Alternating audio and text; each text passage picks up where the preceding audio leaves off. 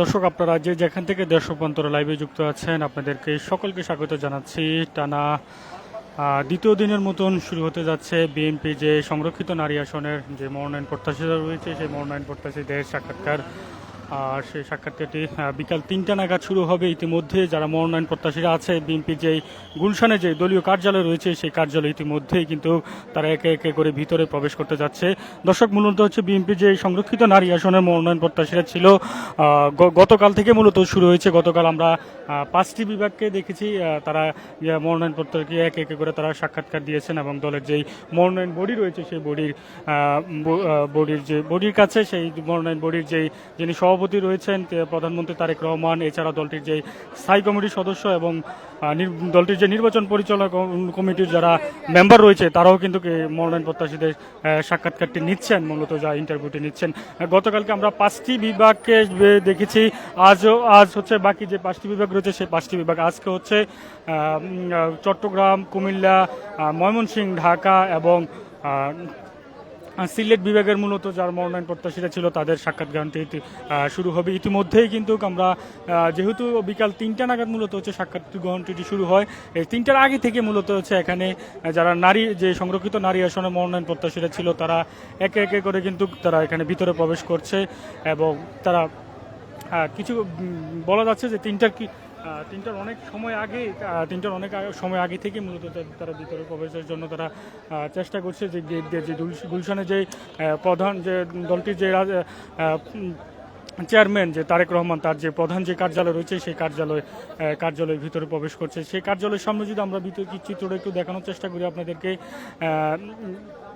এখানে কিন্তু বেশ কিছু আইন শৃঙ্খলা রক্ষাকারী বাহিনীরও কিন্তু তাদের উপস্থিতি লক্ষণীয়, যাতে সুশৃঙ্খলভাবে যাতে যারা মনোনয়ন প্রতি সাক্ষাৎ গ্রহণ অনুষ্ঠান আসছেন সাক্ষাৎ করতে তাদেরকে যাতে সুশৃঙ্খলভাবে ভিতরে প্রবেশ করাতে পারে। কিন্তু এখনও আমরা যেহেতু আরও কিছু সময় বাকি আছে সাক্ষাৎ গ্রহণটি, ইতিমধ্যে যারা স্থায়ী কমিটির সদস্য রয়েছে এবং দলটির মনোনয়ন বডির যে সদস্যরা রয়েছে তারা কিন্তু এখনও কিন্তু ভিতরে প্রবেশ করেনি। আমরা যতটুকু জানতে পেরেছি তারা কিছুক্ষণের ভিতরে মূলত হচ্ছে তারা ভিতরে প্রবেশ করবেন। এছাড়া আমরা কয়েকজনের সাথে আমরা ইতিমধ্যেই কথা বলেছি, তারা আমাদেরকে যেটি জানিয়েছেন যে তারা বেশ উচ্ছ্বাসিত যেহেতু দলটির চেয়ারম্যান প্রধানমন্ত্রী তারেক রহমান তাদের যে সাক্ষাৎ গ্রহণ নিচ্ছেন এবং তারা তাদের যেই বিষয়গুলো বলছেন যে তাদের যে গত দলের প্রতি যেই বিষয়গুলো আছে সেই বিষয়গুলো তারা বলছেন।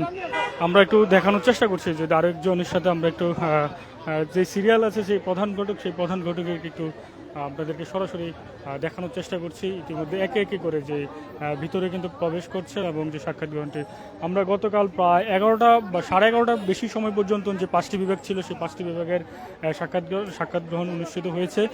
এখানে হচ্ছে যে 5টি বিভাগ রয়েছে, প্রথম হচ্ছে সবাই ভিতরে প্রবেশ করে, তারপর হচ্ছে বিভাগ অনুযায়ী সেই বিভাগের মধ্যে যে জেলার যারা মনোনয়ন প্রত্যাশীরা ছিল তারা একে একে করে মনোনয়ন বডির সাথে তারা কথা বলেন এবং তারা যে সাক্ষাৎ গ্রহণটি করেন।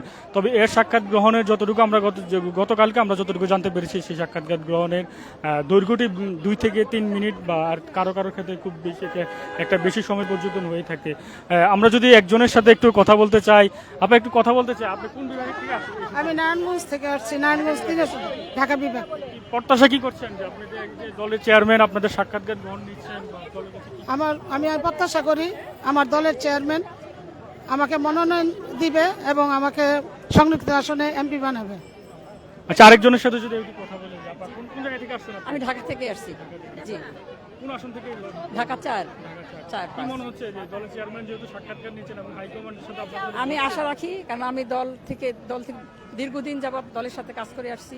আমি 2বার নির্বাচিত কাউন্সিলর ছিলাম, আবার চাকরিকর্তার সমবায়তে সেখানে সমবায়ের সাথে আমাদের সাথে অনেক যোগাযোগ আছে। আমি বিআরডিবি পল্লী উন্নয়ন বোর্ডের তেজগাঁও টিসি চেয়ারম্যান ছিলাম 6 বছর। সুতরাং আমি আমার সংরক্ষিত নারীদের সাথে আমার অনেক পরিচিত। আমি আশা করি দর্শক আপনারা শুনছিলেন, আমি লাইভটা দিয়েছি। দর্শক আপনারা দেখছিলেন যে সিরিয়াল করে যারা যে 5টি বিভাগ রয়েছে বাকি সেই 5টি বিভাগ কিন্তু যেই যারা মনোনয়ন প্রত্যাশীরা ছিল তারা কিন্তু ভিতরে প্রবেশ করছেন। সেই চিত্রটি আপনাদেরকে দেশ রূপান্তরের লাইভে দেখানোর চেষ্টা করছি আপনাদেরকে। ক্যান্ডিডেট ছাড়া কেউ থাকবেন না।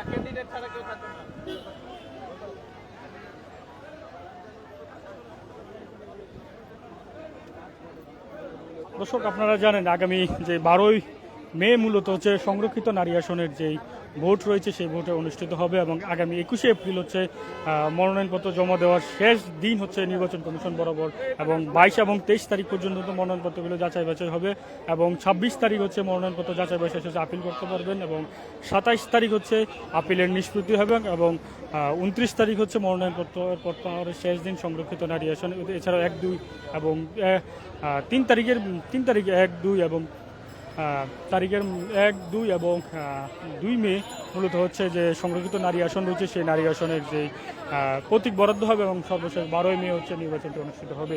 তবে আপনারা যে এবার যে ত্রয়োদশ যে সংসদ নির্বাচন রয়েছে সেই সংসদ নির্বাচনে প্রায় যে সংরক্ষিত যে 50টি আসন রয়েছে সেই 50টি আসনের মধ্যে বিএনপি যেহেতু আবার এককভাবে 2/3 পেয়েছে এবং সেই আসনের অনুপাতে প্রায় তারা 36টি আসনের মতন তারা সংরক্ষিত নারী আসন পাবে সেই পরিপ্রেক্ষিতে মূলত 36টি আসনের বিপরীতে মূলত প্রায় আমরা যতটুকু জানতে পেরেছি এখানে বিএনপির অফিসে মনোনয়নপত্র জমা পড়েছে তারা 900-র অধিক প্রায় 1000-এর মতন মনোনয়নপত্র জমা পড়েছে এবং বলতে হচ্ছে যারা মনোনয়নপত্র জমা দিয়েছেন এবং মূলত তাদের হচ্ছে সাক্ষাৎটি নিচ্ছেন এবং দলের যে হাইকমান্ড রয়েছে।